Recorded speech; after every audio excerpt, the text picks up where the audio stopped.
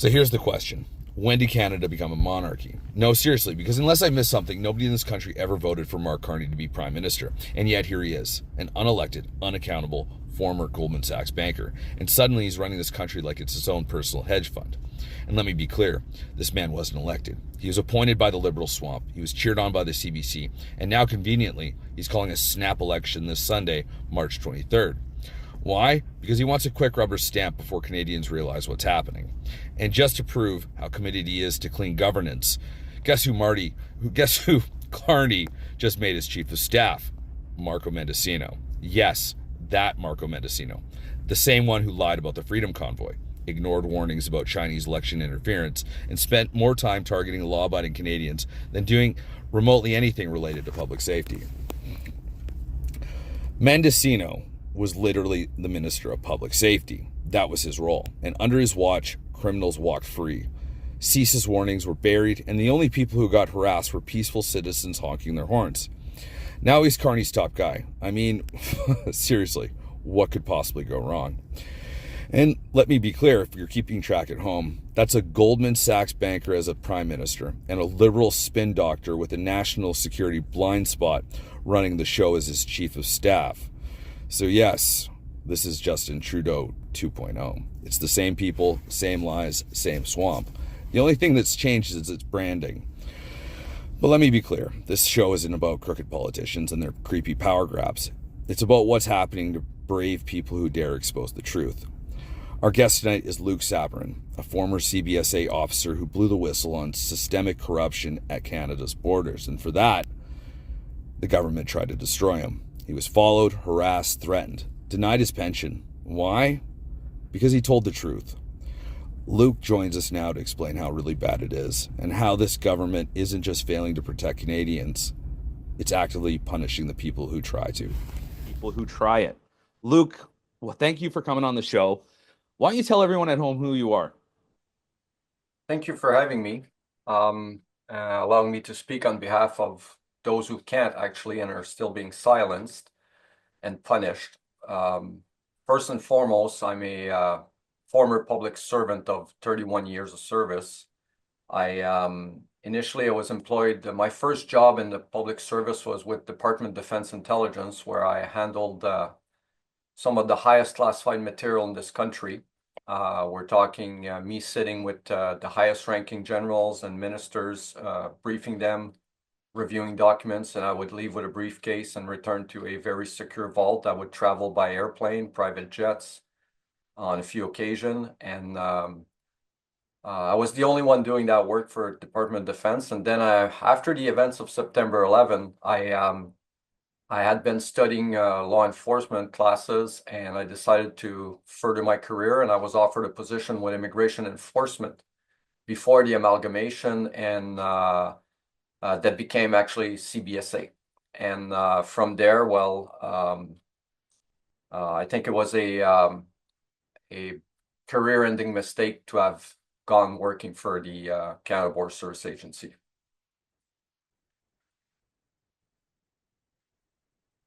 Luc, you know, I came across your profile during, when I was reporting on ArriveCan, and I kind of wanted to see where the rot was. And I came upon your testimony, and I thought it was very profound. Here's a man standing up, putting his life, his career on the line to speak out. And when I researched you, it seems like the system worked against you. You're a man that, from the reports and from what I've seen, is that you're a man that seemingly stands on principle. You've walked the line, and because you spoke up against corruption, the system wanted to turn on you.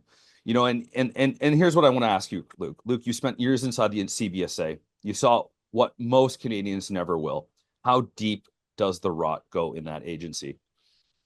Well, it's basically one of the biggest things people don't realize about corruption. It's a serious threat to employee, the public, and national security, and how deeply systematic it is. When we talk about corruption or the use of influence, it's not just about a few bad apples. It's a culture of secrecy, retaliation, And the lack of oversight allowed the misconducts to thrive. And it goes all the way to the president's office at CBSA. I'm not afraid to say it. It goes all the way there. It's in my reports that I've made to the Minister of Public Safety, reaching out to them, and to the members of parliament. It's to that extent.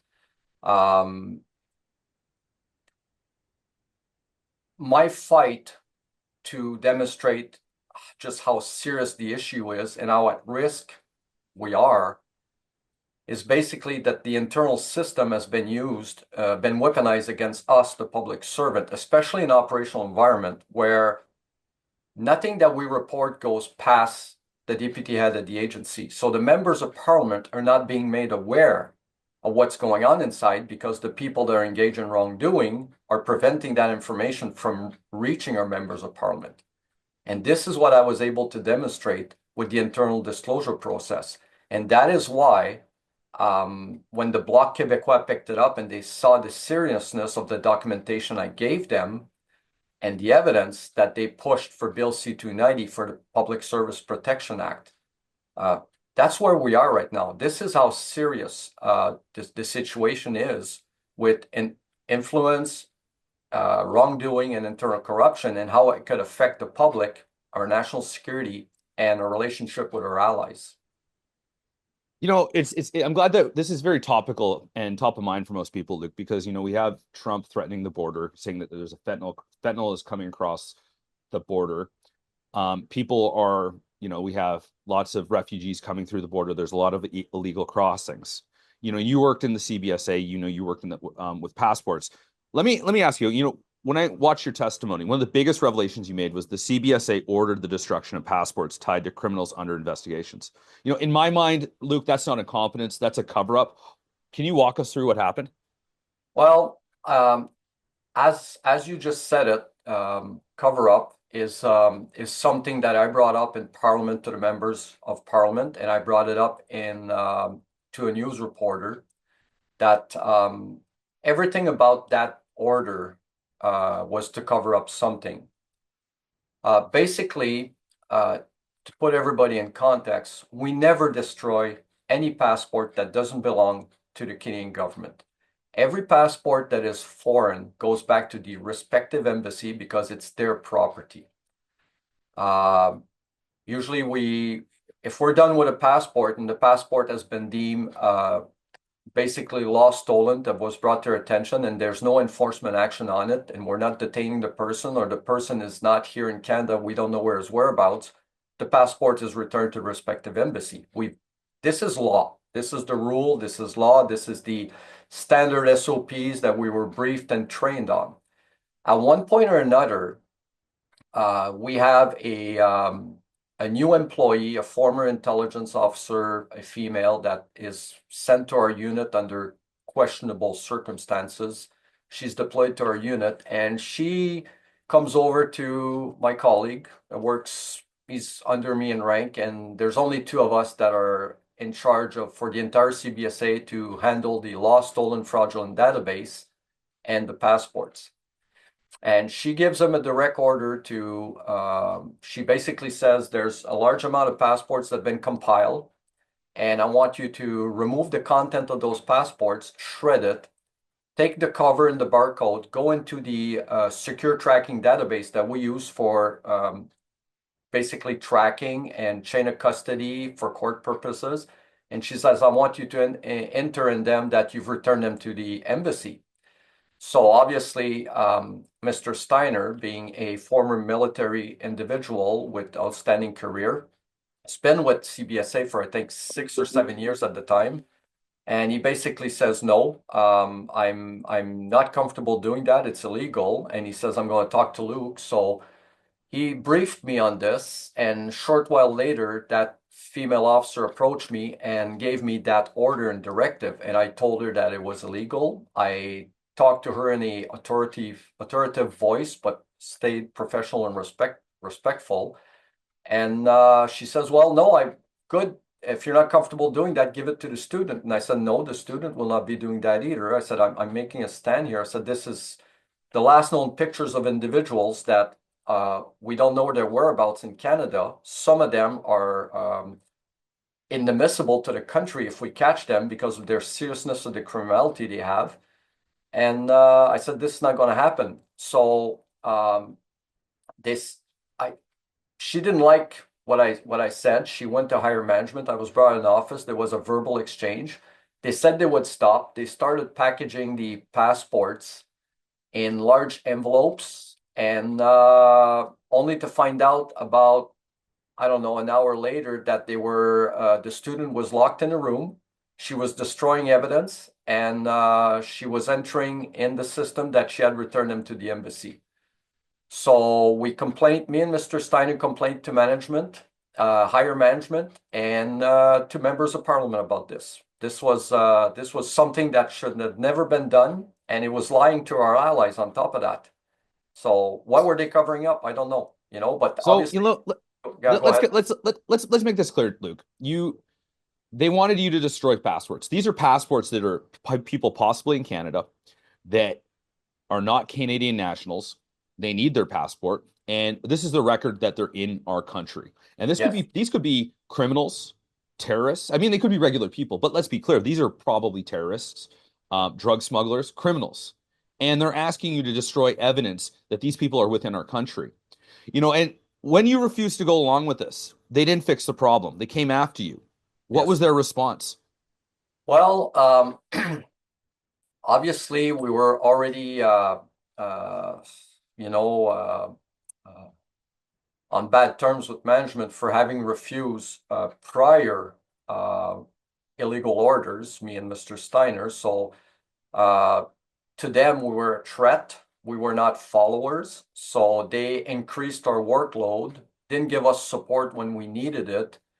And it became hell on earth.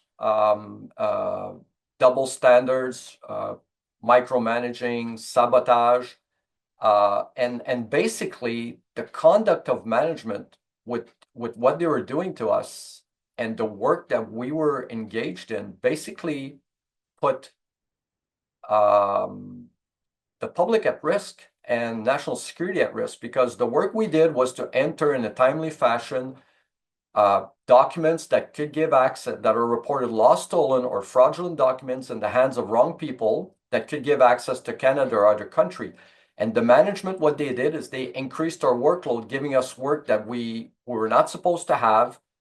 And they played with our mind to a point where it was pure retaliation and harassment for refusing to do a wrongful order, you know?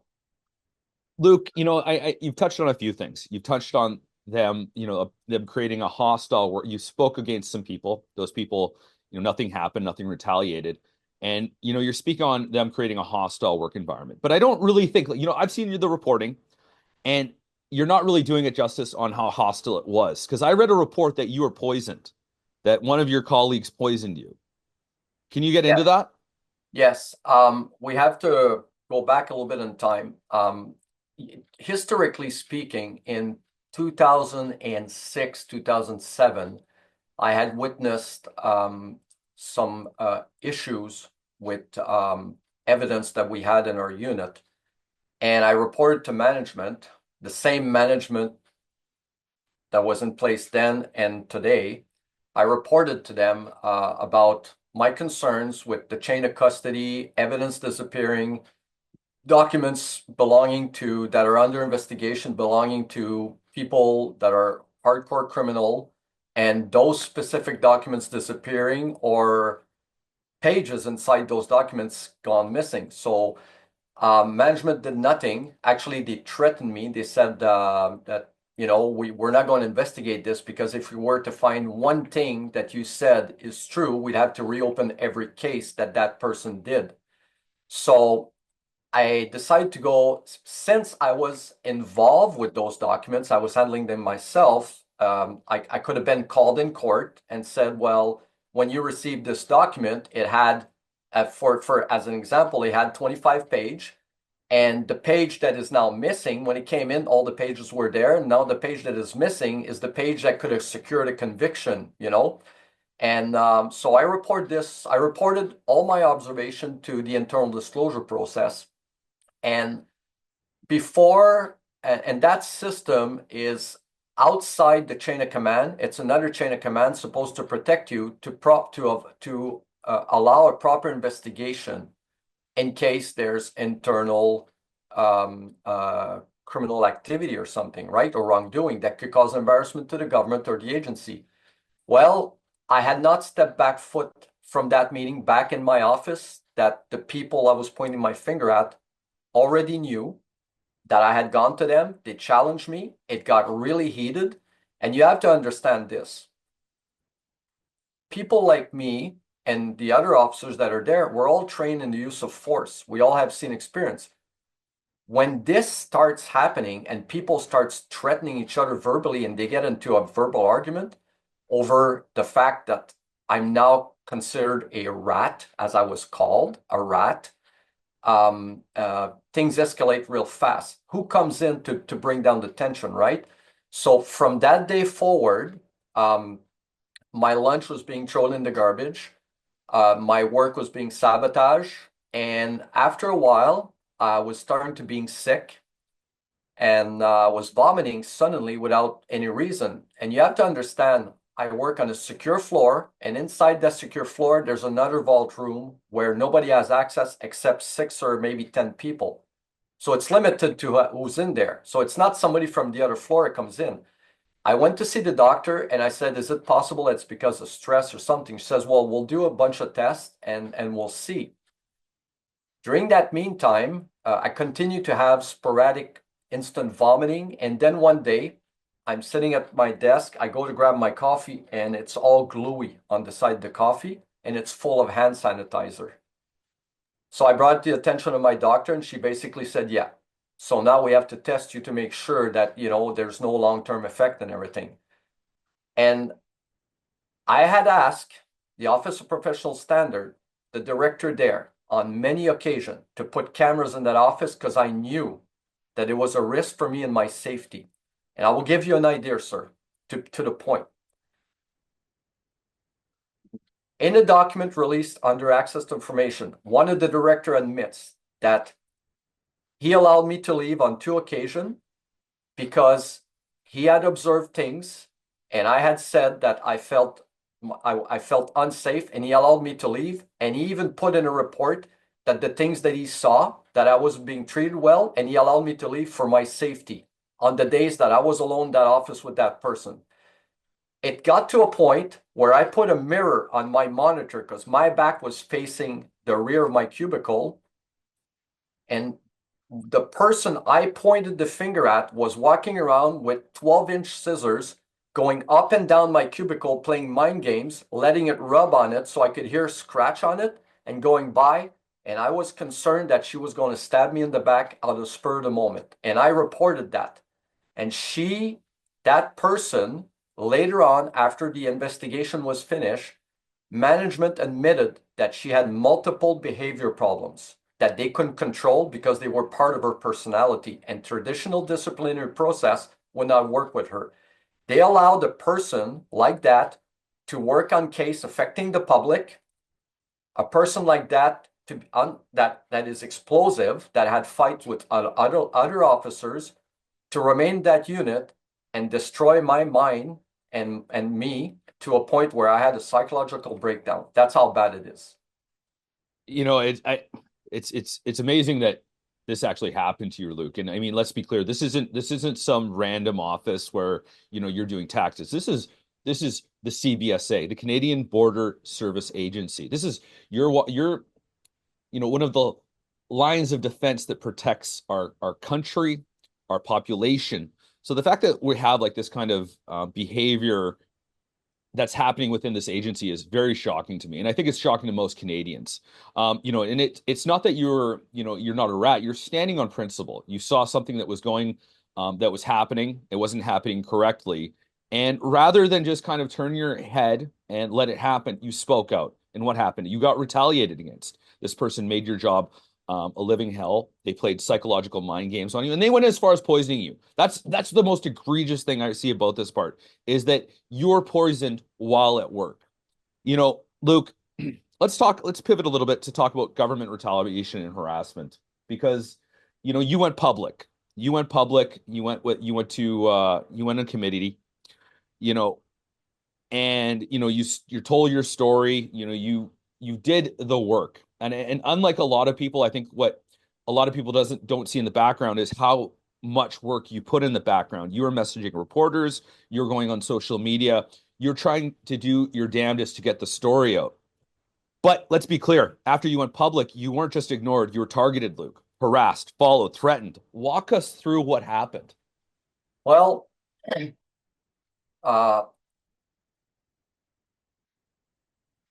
after I met with my member of parliament, Mr. Greg Fergus, with 4 other CBSA employees who came forward to explain their situation, what was going on in our office and the management, Mr. Fergus took the case and he brought it to the attention of the Minister of Public Safety.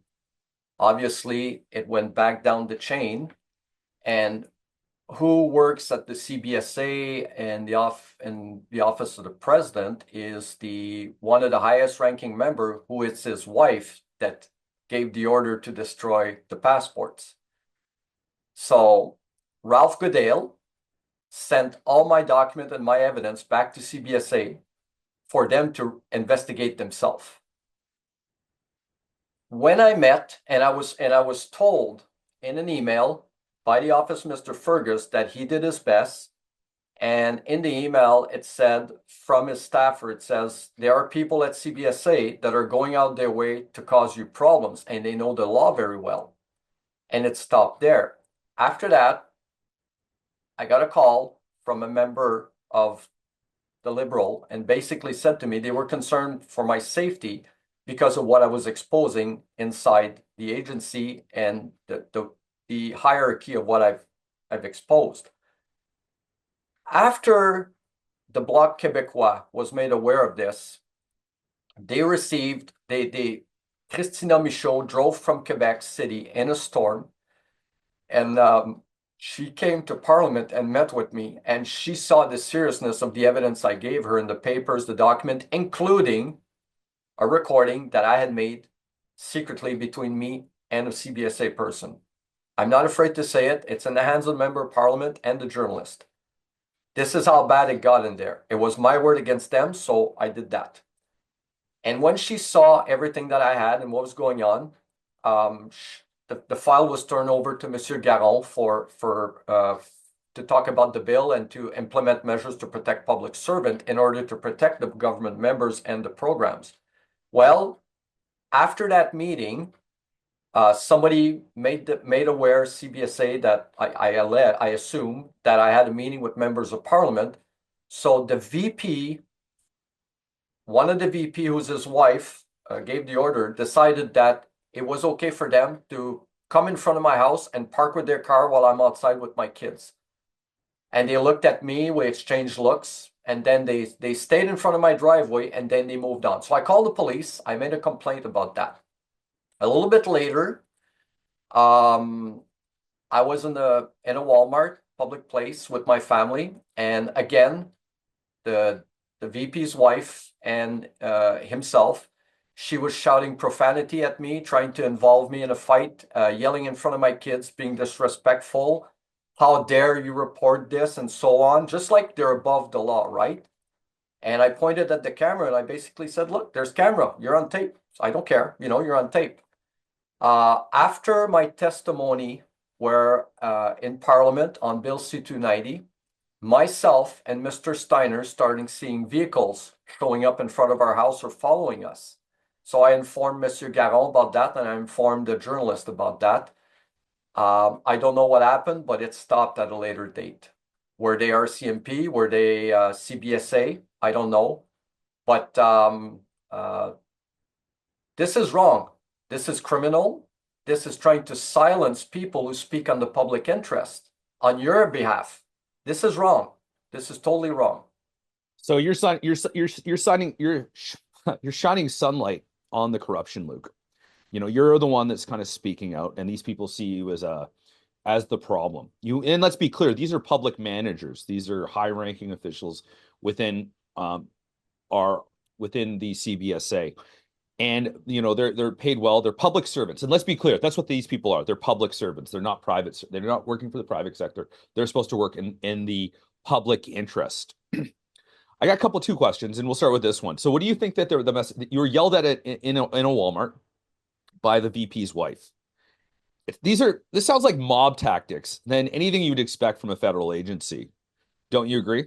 Yes, yes, yes, I do. And I And think that it's criminal actually, because I actually testified in Parliament. So you're basically threatening a witness that testified in Parliament. This is wrong. And let's be clear, you were testifying at the Operation Government, the Mighty Ogo. You testified before the Standing Committee on Government Operations and Estimate in the House of Commons. And this, let's be clear, this is the same committee that investigated the Rivecan scandal. The now infamous pandemic era app that ballooned to a small contract to a $65 million boondoggle. Funneled taxpayer money to a liberal linked firms and shadowy back channels. So this is the same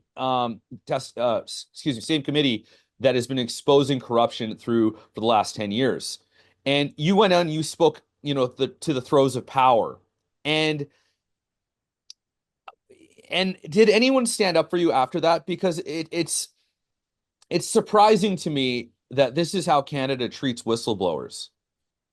Well, Mr. Garon, Madame Vignola of the Bloc, and Monsieur Gord John of the MPD were very, very in favor of protecting whistleblowers. But the rest of the members of Parliament that I reached out to, explaining to them just the seriousness of the situation and just how important it was to protect me and other people about what had happened and what was still going on. There was nothing. Nothing was done. They didn't investigate it further. The only one that was there and present also, I forgot to mention, is MP Kevin Huang. He was also receptive and worked in the interest of the Canadian public. But And let's be clear, he's an independent. Like, he yes, is not yes, party yes, affiliated. yes, He was part of a CCP operation that discredited him and his family, yeah, and he was blacklisted from the Liberals based yes, on yes, CCP information. So yes. But Kevin Vaughn has been yeah, he's one of my favorite MPs right now.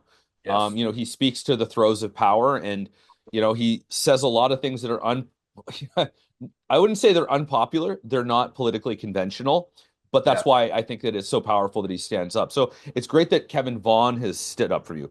Yes. You went to Fergus, and did he lift a finger to help you, or what was his stance? Because you He said did you it. you talked. I met with him with four other CBSA employees that all had also suffered the same fate.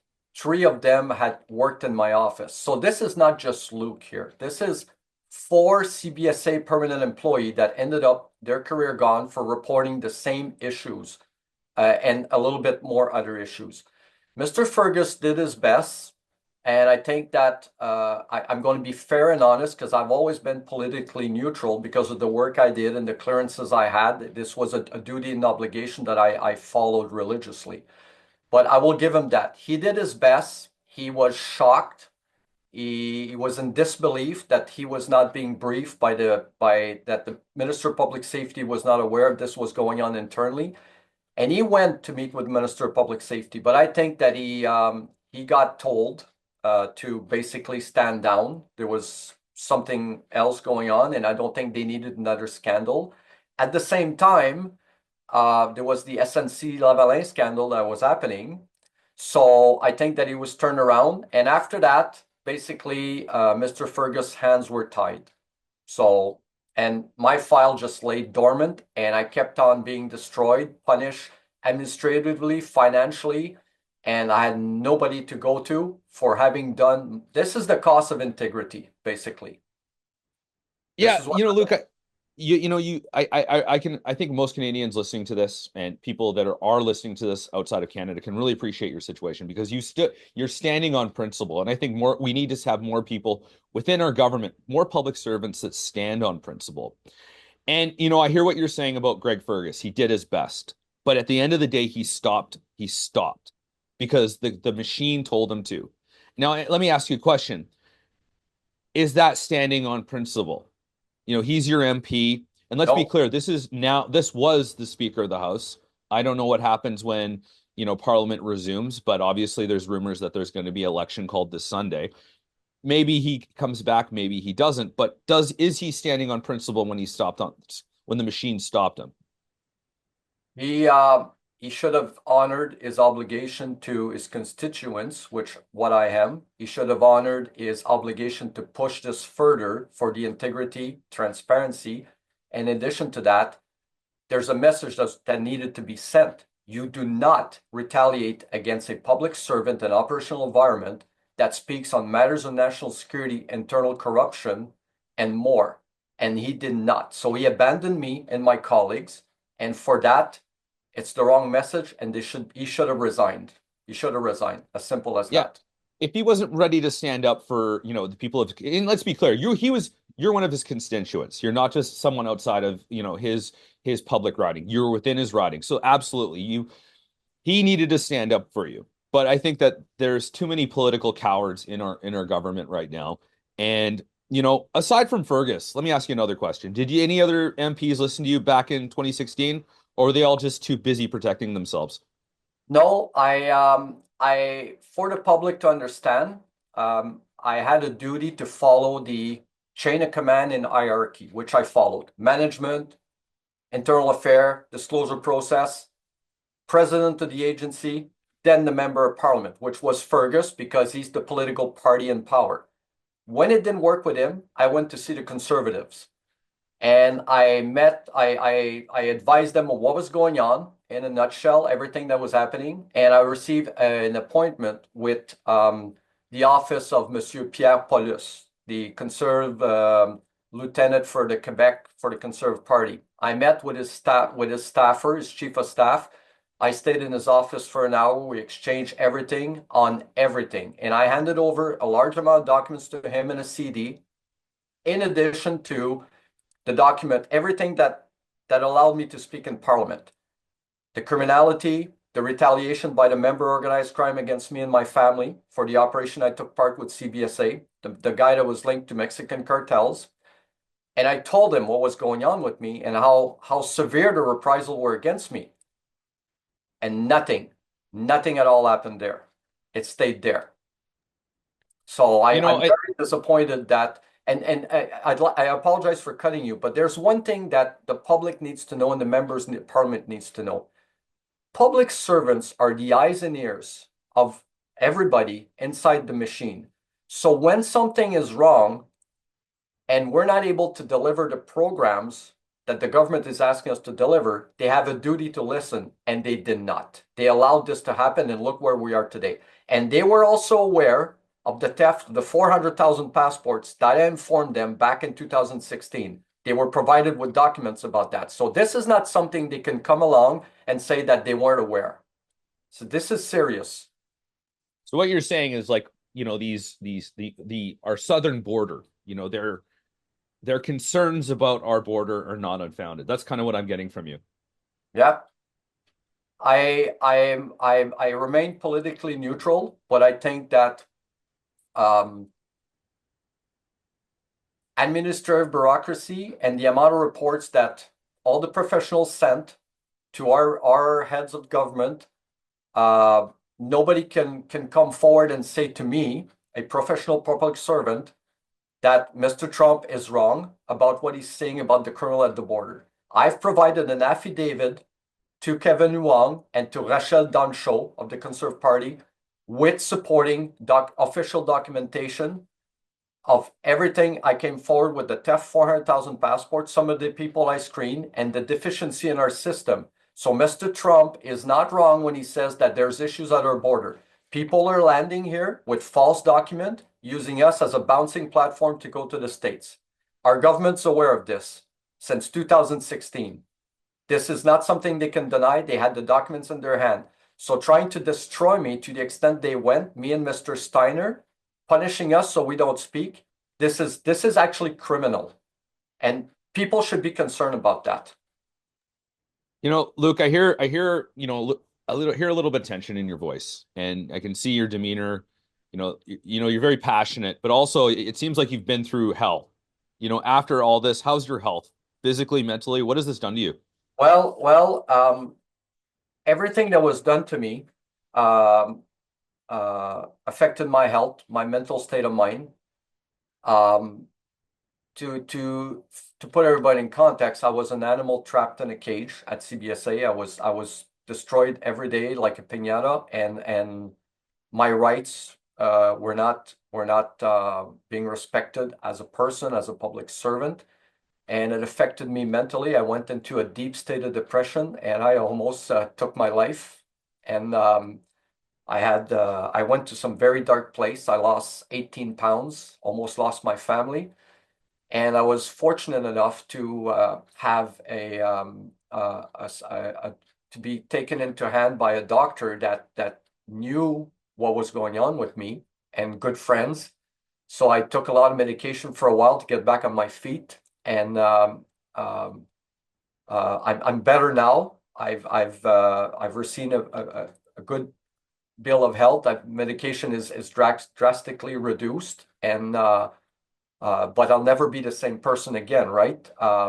What this does to you, to be abandoned like that and destroyed by the system, what this does to you physically and mentally changes a person forever. But at the same time, I mean, my goal now is to make sure that the public knows just how important it is to protect people like us who speak out, because you're all affected. You're all affected. It could be your family or something, that could happen to you, and nobody's going to step up if you don't protect us. And my life was destroyed. Every inch of it was destroyed. Mr. Steiner was destroyed. Madame Dion was destroyed. Madame Cyr was destroyed, and a few other people, and Madame Bouteau.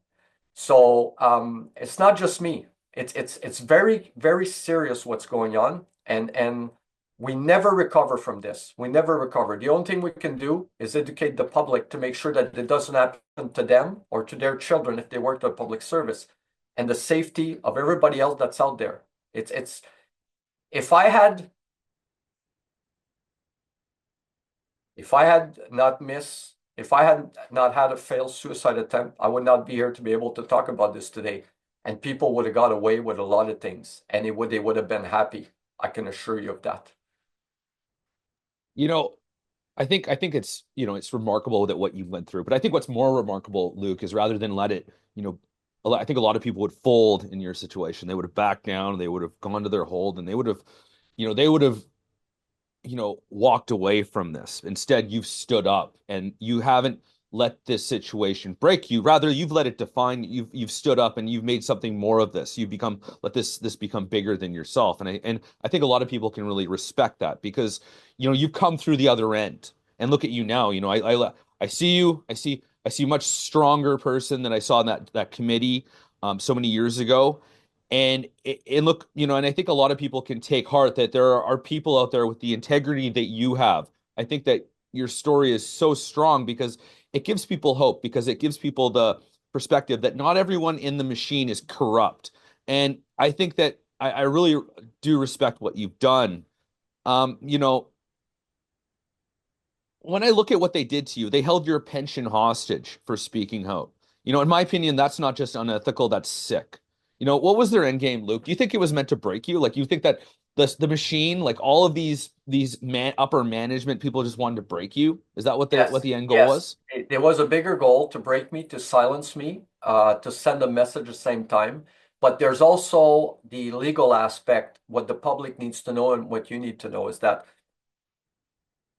in 2018, CBSA was provided with all the documentation from my doctor and from public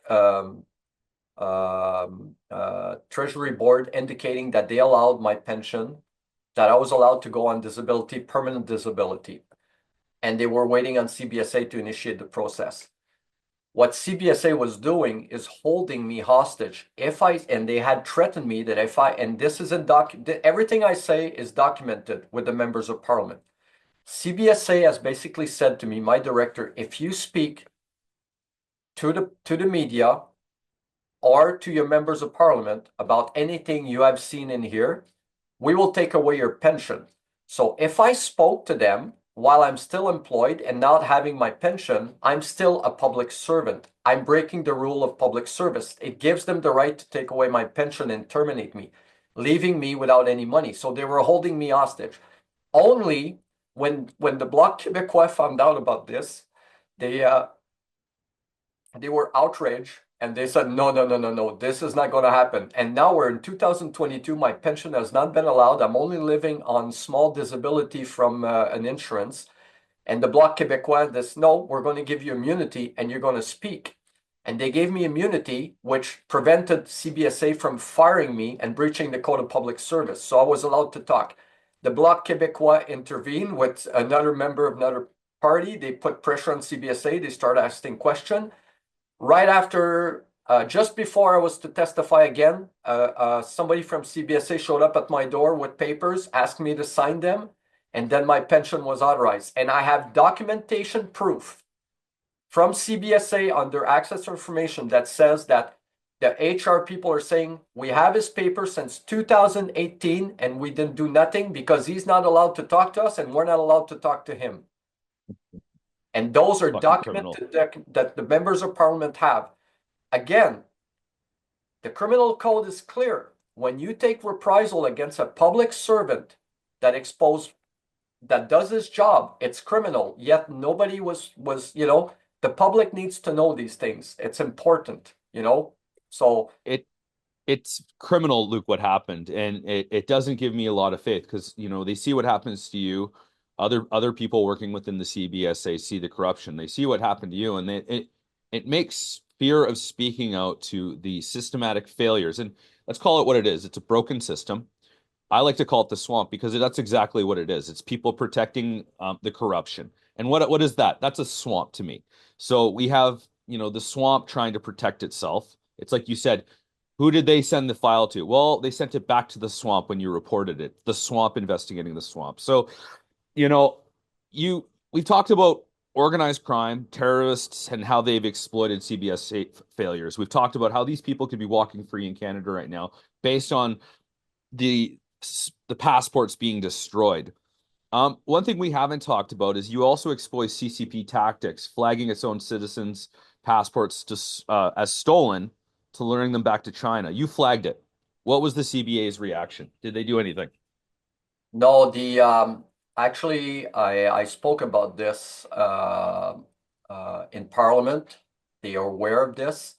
Um, Basically, the director at the time, when I explained to him what I had seen on 2 or 3 occasions, I don't have my notes here, how our system had been manipulated by somebody else to locate their, what we believe was to locate their nationals to force them to go to the consulate.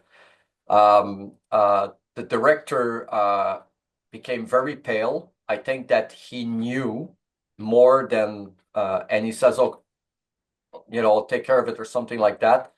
And I don't remember. I don't want to mislead anybody. I don't remember if anything else came out of it, but um, I can tell you this: after one podcast, in my LinkedIn account, after I exposed this in the podcast, the CCP police verified my name and my profile in LinkedIn, and I have document proof, and I reported that to members of parliament. Wow. So, yeah, our systems are there's some failures in our system, and again, the bureaucrats are not listening. The people that are in position in operations are people that shouldn't be there. They're bureaucrats, but they're not field experience officers, so they don't listen. It's no, they don't. You know, and that's disappointing considering that, these are the same people that, you know, are Justin Trudeau's Rappaport said that there was no interference election, and then we go to the Hogue report and it's the complete opposite. And and I hate going on these rants, but just a report came out yesterday that the same Rappaport spent $4.5 million on lawyers. It's such a scandal to me that we have a $4.5 million cover up and nobody's talking about it. The liberal swamp protecting, trying to say that there's no foreign interference, that our democracy is up and is on the up and up, and it wasn't. And it's so disappointing to me that our media right now is doing such a piss poor job informing the public.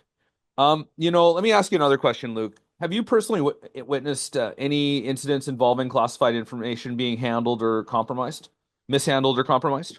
Yes, I did. I reported internally uh, serious issues with the handling of uh, classified material, very highly classified material. And basically, when I talk to the corporate security, because there's corporate security, there's internal affair and the Office of Professional Standard. And basically, the corporate security person basically said to me, "Can you call back later? Somebody else needs to take that call. I don't want to go down that road." And I challenged one of the things that were occurring with the handling of people involved in classified material, very highly classified material. I report to our CMP about that too, and nobody wanted to do their job. And this had serious magnitude. I informed Parliament about this, and to this date, the magnitude of that was never investigated. What happened is they retaliated against me for that. Unbelievable. So, and you got to understand one thing: when it comes to classified material, I'm at the top of the game on that. I know what was going on in there because I was the person in charge of highly classified material for almost 12 years at Department of Defense, the only one doing that job for the Department of Defense and what I was handling. So I knew what was going on and I explained them at CBSA and I informed them and I said, you need to stop doing that the way you're doing it. And what happened there was serious enough, but you have to understand, investigating this, admitting it, may result in the loss of access to classified material and other things. So that's why nothing was done, and you need to silence the person that speaks out in the interest of the agency and the interest of our government, which comes back to what I'm saying. No access to a member of parliament. Everything is blocked at the top of the agency, and our members of parliament are not being made aware. Let's talk about protections, Luke, because you were pushing for Bill 290 to protect whistleblowers like yourself, and yet you've had zero support from the Public Servants Alliance of Canada. Why is that? Well, I reached out to the Public Service Alliance. I asked them many years ago because our local union was basically helpless fighting against the CBSA. I think that we needed higher, more organized, more structured, with more capacity with the Public Service Alliance. I asked them to be present on many times at Bill C290 to support us, to have experts there because they're the biggest union in Canada and they represent all public servants. My case is different. I'm an internal whistleblower. I never went to the public with nothing. I followed the internal disclosure process. And I explained that to Public Service Alliance. They never showed up, never provide us anything, any support whatsoever. Some of them didn't even bother replying to our emails. Do they have a different political agenda? I know that I recently seen information stating that that public servants should be concerned about the election, who might be elected, it might cut jobs and everything. Are they protecting they want to protect, I'm assuming they maybe want to protect the government in power to not to give too much power to whistleblowers that could cause embarrassment to the government in power. But at the end of the day, they have a duty and an obligation to protect us, and they didn't. They never send nobody, and I have all the documents to prove it. They never send nobody in chambers to be sitting next to us when we were fighting against the machine. Nobody, nothing. And this is wrong. What message are they sending to all the public servants in Canada that if you report on something and you lose your job, we're not going to be there for you? No, I think, let's be clear. The union's there to protect its employees. I mean, they have a collective agreement for a reason, and it's to protect the employees. That's the the spirit of a collective agreement is to protect the employees. The Canadian Labor Code is the bare minimum standard, and then the Public Service Alliance with the CBSA have a collective agreement, and that collective agreement is meant to protect workers like yourself. And the fact that the Public Service Alliance did not step up for you, they didn't kind of come to bat for you. And it really, regardless of who's in government, this should be a bipartisan issue or a bipartisan stance, because it doesn't matter which government's going to be in power, this problem's going to persist. And it works against the Public Service Alliance to not address this, because, let's be clear, a lot of Canadians are cynical of unions. And this is a reason why, is because they're not standing up for the public good. And let's be clear, this is a public service. They're not a private sector organization. This is a public sector service. You're public servants. So for the fact that the Public Service Alliance didn't protect you or didn't stand up for you, and I mean, I guess they did stand up to you at some extent, because I believe that when you were challenged about your mental state, the Public Service Alliance went to bat for you and said, "Look, you've done all the psychological testing. You're mentally fine. What they're doing to you is what's causing this." Yeah, actually, So it was my local union from the custom immigration that stepped up for me. My local president, he stepped up for me. But at the same time, his hands were tied with the adversity that he was facing from the agency itself, and he was reaching out to the Public Service Alliance.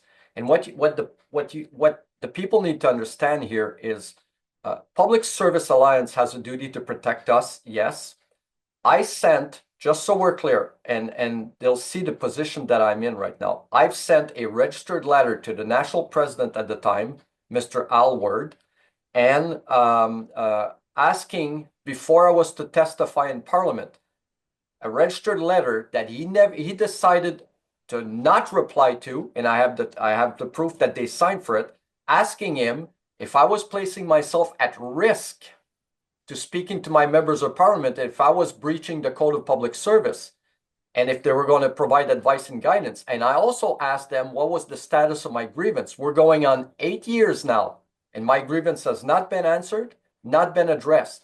They never replied to me. Never.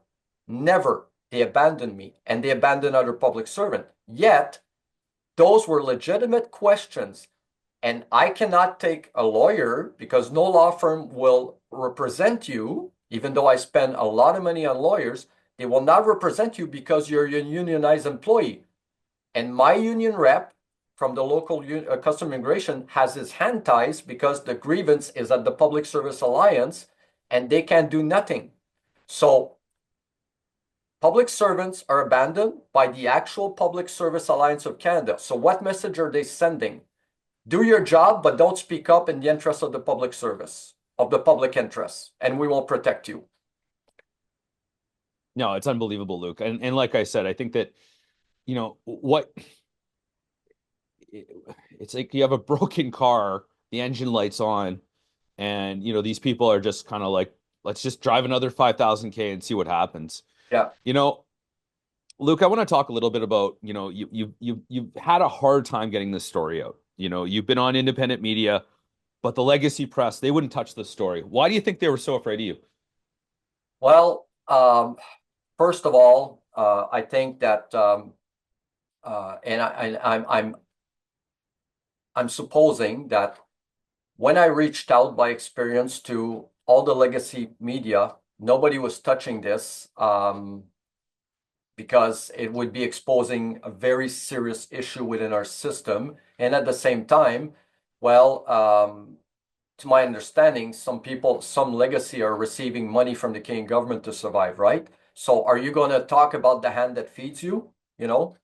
So that's why I made it clear in Parliament that we needed independent media, such as yourself, Sam Cooper, Blender News, True North, and a few other people and the Jason Levine podcast, for people to tell the truth, people that are neutral and independent. Because right now, none of the legacy media, and I have emails of a lot of people.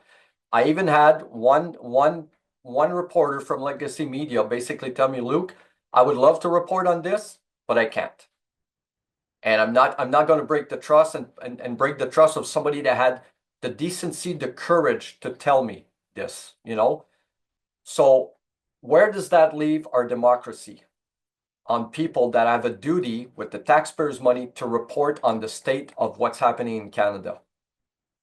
Well, I think you nailed it on the head there, Luke, that this is, right now our government, our federal government is subsidizing anyone in the legacy media that's being paid $80,000 or less, up to 60% of their income. So let's be clear. The next election, our media has a stake on who wins the next election. Is that a Yeah, fair, are they going to be biased? And I think you said it best. Never yeah. bite the hand that feeds you. Yeah, You and know, Luke, I would like to point out, I apologize for cutting you, and I would like to point out for transparency, I had one journalist, Legacy Media, contacted me recently, and I was concerned with that, and I refused the interview because at that point, in this point, and everything that has happened, for them to contact me now that we have a new prime minister, I seriously question that, and I don't doubt the integrity of the journalists that call me. That is not the case. But why are they now interested after all of this has happened? So, yeah. the swamp that she feel the swamp is moving on, and that's funny because I want to I got a couple. I know you're busy, and we got a couple more questions here, Luke, and I don't want to Okay. keep you much longer. No, no, no. It's okay. Let's talk about that because we're supposed to believe Mark Carney, an unelected ex-banker, is going to save the country. He's bringing back the former safety minister, Marco Mendicino, the same guy who ignored warnings about Chinese election interference. Is this Trudeau 2.0? Far as I'm concerned, that's different faces, same ideology, and same system that's in place. But that's my opinion. I mean, I don't see, let's put it clear. With all the things that have happened, my testimony in Parliament, not one member of Parliament that had a duty to act and investigate things has called me into Parliament, sat me in a room and says, where are the problems? Who are the names? Who are the people? And that's from the Liberal or Conservative. And I reached out to them. I have all the documents. So a new Prime Minister, will it change things? I'm not sure. Uh, uh, I question it, and a lot of people, other people are questioning too. Are we Well, fixing the it's problem? this No. it's the same gears. It's like you said, it's the same people, it's the same speechwriters, it's the same PMO. So is it going to be and the only thing we're really changing is Mark Carney. And is Mark Carney much of a change? I mean, let's be clear. Marco Mendicino back in the convoy protest, Luke, um, was text messaging David Lemeni, and this came out during the POEC. This is the public inquiry of the Emergency Act. And text message was revealed when Marco Mendicino is um, text messaging the former Justice Minister David Lemeni that we should bring the tanks out. Well, David Lemeni asked Marco, like, who's okay with this? And this is Marco Mendicino, the chief of staff of Mark Carney. And David Lemeni said, who's good with this? This is 4 or 5 years ago. And Marco Mendicino replied, Freeland, Carney. And then he named a bunch of other people. But Carney was named back in 4 or 5 years ago. And let's be clear, Mark Carney, Chrystia Freeland, we all know who that is, the former Minister of Finance. He's the godfather of her children. So that doesn't speak like an outsider to me, Luke.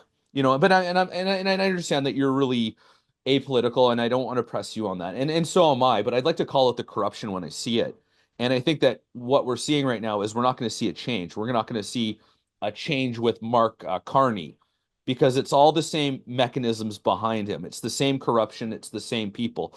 You know, Final thoughts here, Luke. You were followed, you were threatened, you were abandoned. What keeps you going? Why are you still fighting? Well, I think it was important for um, our future in Canada, for everybody, all Canadians, to know just how broken the system is, where the issues are. I think that regardless of the political party, everybody needs to understand how serious it is to protect public servant. For a democracy to work, we need a government that is transparent, that listens, and that is accessible.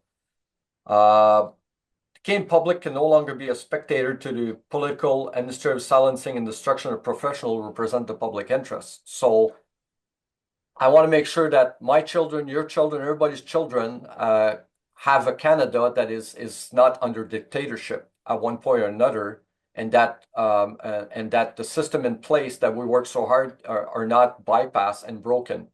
So I do my best. I did my part. I exposed it. What the Canadian public does with it after that, well, it's upon them. I will have done my part as a public servant, and I think it was important for me to fight for that bill. What the government does with the bill after that will demonstrate just how serious they are about our country. That's all I You can know, tell you. Luke, I really do appreciate that because not a lot of people stand on their principles like you do. And I think that a lot of people like listening to this, watching this, can really respect the position you are because you haven't stood down on your principles from the beginning to right now. You've continued to stand on your principles. And I think that's what we need more about in our public service is we need more principled approach. We need people that stands up for what's right. You know, last thing question here there, Luke, is if you could speak out to other whistleblowers, what would you suggest they do right now? If they see something going on, what could you tell them to do that would make it easier for them to stand up against the lulls of power right now? Well, obviously, every situation where somebody has to speak up or uh, speak up in the public interest or because they're bound by a code of ethics is unique and different. But at this point in time, speaking out is a career-ending mistake, and it could cost you your life also. And we have no protection. So I think that if I had to do anything different, I would have put everything in an envelope, send it to the media at the time to make sure that my name doesn't come up, or basically show up in Parliament and meet with three different members of one member of each party, give them the envelope with all the information, the evidence, and say, look, this is what's going on. You need to deal with this. If I speak up, my career is over. Because we cannot trust the internal process right now. It's too politicized and people are being destroyed. And this is being done at every level, and it's happening now at the municipal, provincial, and federal. You take the case of Detective Ellen Gruss, that's being basically destroyed for investigating things of public interest, and you take the case of Martine Fortier, the police officer, she's also the union president in the city of Quebec. She just won her case. She was speaking on matters of public interest, and everything that could be done to destroy her was done. So speaking out costs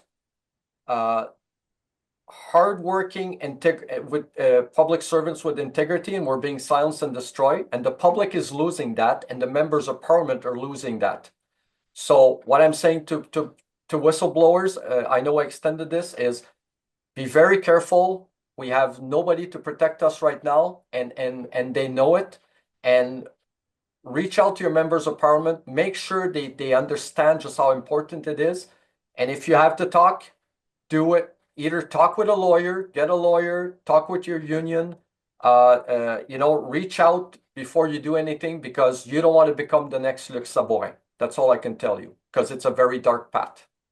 I think, I think that on the flip side, Luke, is I think that when we look at what you've dealt with is I think that you're very inspiring as well. So I don't want to make everyone yes, those are great lessons, but I also want to say that you're very inspiring. So I think that what you've done is incredibly brave. I understand it's been hard, but if it was I think the hard things to do are the right things to do. And I think that the easy path when we do everything that's easy, that's how we let this machine win. And I do really respect what you've done. Luke, where people can find you, follow your story, support your fight. Well, I have a Twitter account, so they can follow all my tweets in there, and I invite them to follow Whistleblowing Canada Research Foundation Society. They have a website, and they post everything about whistleblower and the actual fight that we have and what we're fighting for on behalf of the Canadian public. and all the public servant for changes. Madame Pamela Forward is the leader into this. She's a person that is a fountain of knowledge, and she's been fighting for accountability everywhere and changes. So you can find me there. You can find me on Twitter and in her website. And it's something not to be overlooked. People should not listen to this podcast and say, "Oh, poor guy, blah, blah, blah," and go back. This is something they need to pay attention. They need to follow, because eventually they're going to realize just how important it is to protect public servant who come forward and expose things that have an impact on the public at large. That's the message I'm sending.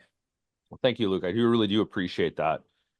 And like I said, we're gonna have Luke's information in the down below. And Luke, I really do appreciate you coming on the show. Is there any final thoughts, Luke, that you have? Well,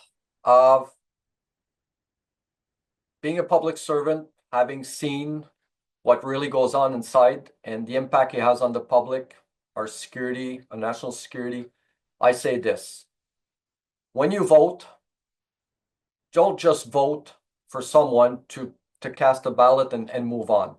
Ask commitment from your members of parliament. Ask commitment on protecting public servants who are there to protect you.